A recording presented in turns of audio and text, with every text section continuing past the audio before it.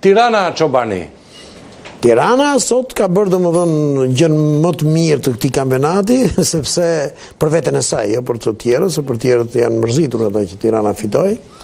Por rezultati i sotshëm i Tiranës, se Tirana e presin ndeshje shumë, mos kishte fituar sot, shikoj, e pret javës tjetër me Dinamon, pastaj me Partizanin, domethënë ishte në një pozicion shumë të vështirë. Një tifoz i Tiranës dhe më thotë, ja, gjithmonë sa e shkruan Meti kemi në një gjë. Dhe më thotë Meti që Tirana ka armik vetëm kohën.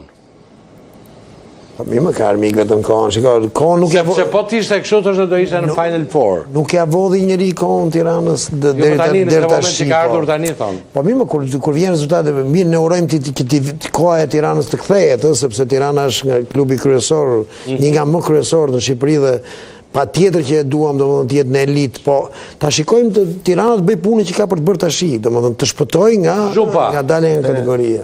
Ti kthemi përgjigje Metit. Po, Meti, duhet me që thot te Pazari i Ri Meti. Me që thot për kohën. Me Zalta më. Jo, është me tjetër. Me që thot për kohën, mbase koha po hapet, po vjen pranvera për Tiranën, se deri tani ka qenë kohë e zymt, kështu që mendoj që Tirana të ngelin Super League, edhe ato derbi Tirana Partizani të jenë gjithmonë brenda futbollit Superligës, por mendoj që me këtë rezultat që për këtë ndeshje Tirana ka gjetur dhe finalizimin. Lojtarët kryesorë këtë Tirana, cilët më përpara. Gjigja duket më mirë sikur ka kapur gjendjen aerobike? Po do ta kapi Gjigja, sepse Gjigja ka eksperiencë, kështu që vjen nga ndeshja në ndeshje, nga java në javë.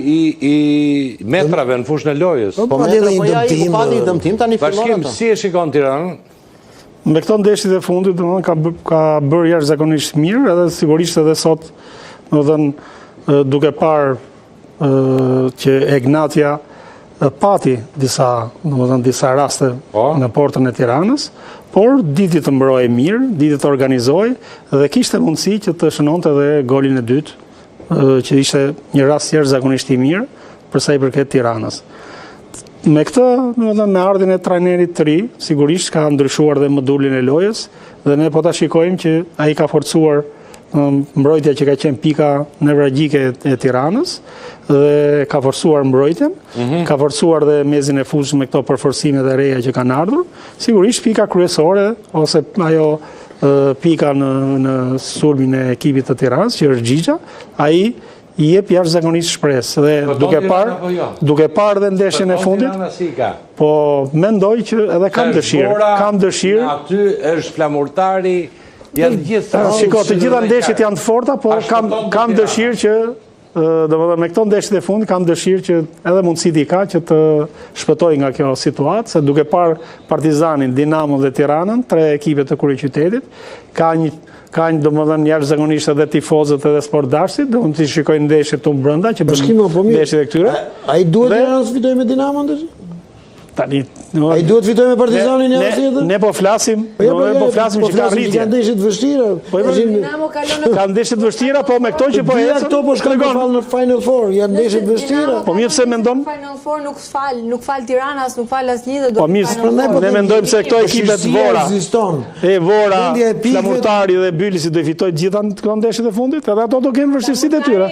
Flamurtari është Tirana, që nuk do ta diskutojmë fare Flamurtari se është drejt rënjes, mua vjen këtu jam tifoze Flamurtarit. E kuptoj. Ja fusim çik shoqërinë tonë, njeriu i cili ka zbuluar 2 futbollistë shumë interesant. Parin do ta them tani, por të dytin pak më vonë. Artan me Gjyshi, përshëndetje zoti Mergjyshi. Përshëndetje të stuar në studio.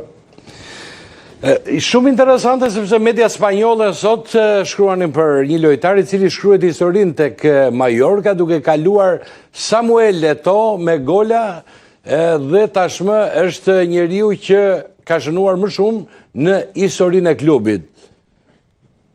Është pikërisht Muriqi. Na vjen mirë jo vetëm për faktin që është një shqiptar dhe në përfaqëson gjithë kombin tonë me këto arritje dhe me suksese që do të kishte zili çdo njeri dhe çdo sportist, por edhe për vetë faktin që kemi kaluar në duar në fillimet e tij, jo vetëm unë, por edhe trajnerë tjerë si Magani tek Teuta, ashtu dhe unë tek Besa në të njëjtin sezon që ndau përgjysmë ndërmjet Teutës dhe Kavajës. Për faktin që në atë kohë... Pse nuk e mbajtën të Teuta në atë kohë? Por, si duke... Kush ishte trajner? Kush ishte trajner të Teuta? Magani ishte në atë periudhë, Magani e kishte lojtar të preferuar me sa diun, se kam biseduar edhe Magani në atë kohë, por në Teuta në atë kohë luante Daniel Xhapa, që ishte lojtari i momentit në Superligën shqiptare, ishte shënuesi më i mirë i kategorisë superiore dhe kishte pak hapësirë tek Teuta. Dhe në këtë se Beku po një ndeshje ndërmjet nesh edhe Kavajës dhe Besës, ku ne Kavajës dhe Teutës, ku ne tonim 2-0 dhe Muriqin e fut Teuta në 10 minutat e fundit dhe ai transformoi ndeshjen dhe nëpërmjet lojës së tij Teuta arriti ta barazonte ndeshjen dhe përfundoi në 2-2. Dhe kjo ishte, si themi, një indicie që na dha mua me presidentin, pastaj kur ja kërkova presidentin. Mergjyshi, si ishte si djalë? Ma kujtojnë çik.